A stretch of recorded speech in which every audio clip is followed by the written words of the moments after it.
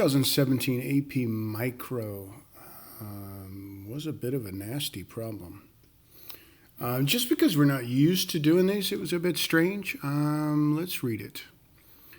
Output a firm produces using different amounts of labor and capital. The market for capital is perfectly competitive. The rental rate of capital is $75 per unit, and the wage rate is $200 per unit. In the short run, capital is fixed and labor is variable. So if the firm uses 1 unit of capital and 1 unit of labor, so 1 unit of capital and 1 unit of labor, their output is 10. Will it be operating with constant, increasing, or decreasing returns to scale? Explain using numbers from the table. Well, understand that if we double, the understanding here is that if we're in the economies of scale section, let's do my long run average total cost here. And if I'm in the economies of scale section, I'm right here. My costs are going down. I have what is known as increasing returns. What this implies is if I put 2 inputs in, I'll get more than 2 out. I'll get, let's say, 4 outputs.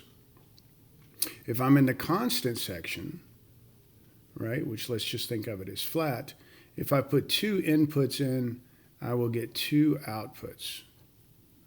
If I'm in what we call the diseconomies, right, the idea is costs are going up. If I put 2 inputs in, I'm only going to get 1 output.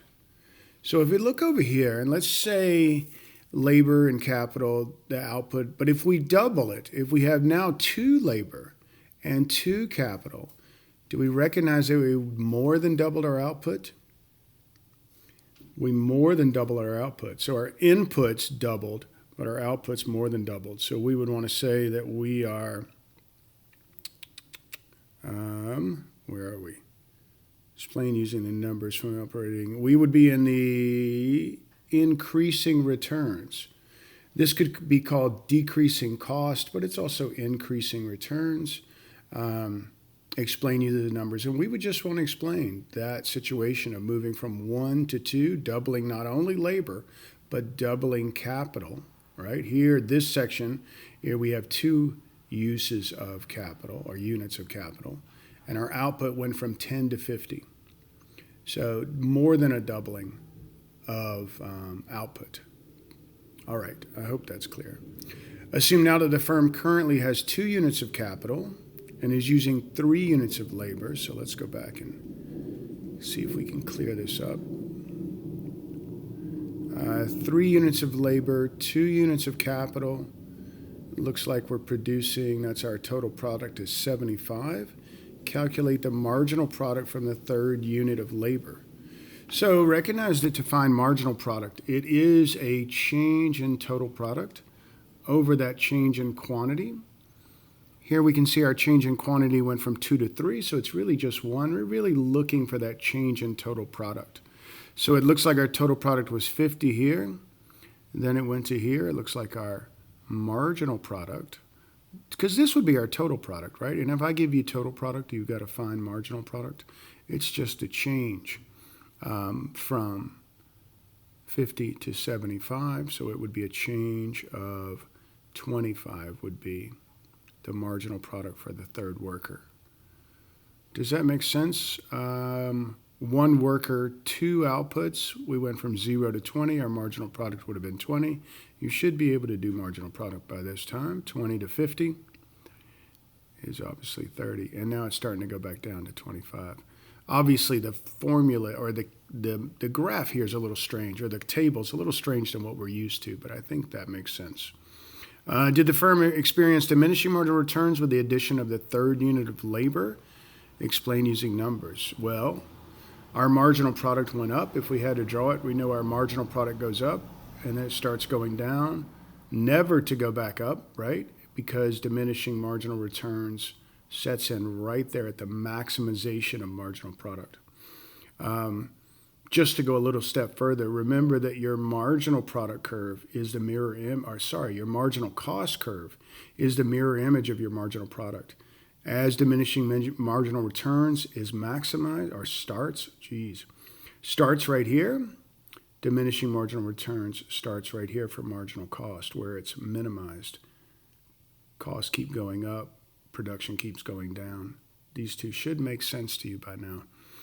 Did the firm experience diminishing marginal returns with issuance? Yes, they did. We can see it maximized at 30, right? We went from 20 to 30, and then the next unit that we hired did 25, somewhere right there. So we would say yes, there were diminishing marginal returns as we went from 20 to 30 and then back down to 25. I hope that makes sense. Calculate the firm's average total cost for the current level of production. Okay. So to find average total cost, let's talk about that for just a second. If I give you total cost and I need to go to average total cost, you're just going to divide by quantity. If I give you variable cost and I need you to go to average variable cost, you'll divide by quantity, right? If I give you fixed cost and you need to go to average fixed cost, you'll divide by quantity. I hope that's clear. If we need to go back to total cost from average total, we would not divide. We would do the opposite of division. We would multiply by quantity, and that would give us total cost. Times quantity gives us total cost. Times quantity would give us total cost. If I could spell here.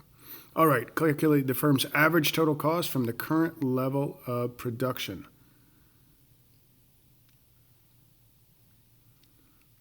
I'm going to assume calculate the firm's average total cost from its current level of production. Third units of labor. Why couldn't they have put third units of labor in here? That would have helped me, right, to make me know exactly what I need to do. So the quantity was 75, it looks like. Do we know our total cost, right? Because if we're going to average total, we need to divide by quantity. So our total cost here, 3 units of labor, is that what? It's 3 units of labor, 24600, because variable cost or the wage is 200 per units. So our variable cost here is 600, it looks like. They do tell us our fixed cost. We have 2 units of capital at 75 per units. Yeah, I think we're using 2 units of capital here. Let's do it. So one would be 150. This would be our total cost. It looks like our total cost is 6,750 here. And we need to divide that by the quantity that we produce, which would be 75. So 750 divided by 75 looks like it would be $10.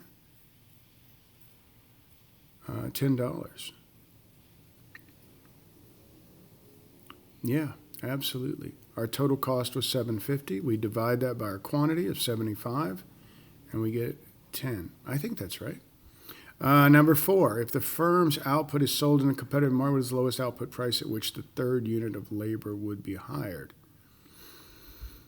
What is the lowest price at which the third unit of labor would be hired? Let me think about that for a second. Okay, so tricky, right? Let's flip back here and know what we know about labor. Marginal product times the price of the good equals the marginal revenue product. And we want that to equal the marginal revenue cost. If you've done labor, this should make sense. If you have not done labor yet, this will not make any sense to you at all. The third unit cost, the third laborer cost us $200. So our marginal revenue, what is the output price? We want our marginal revenue product to at least equal our marginal revenue cost.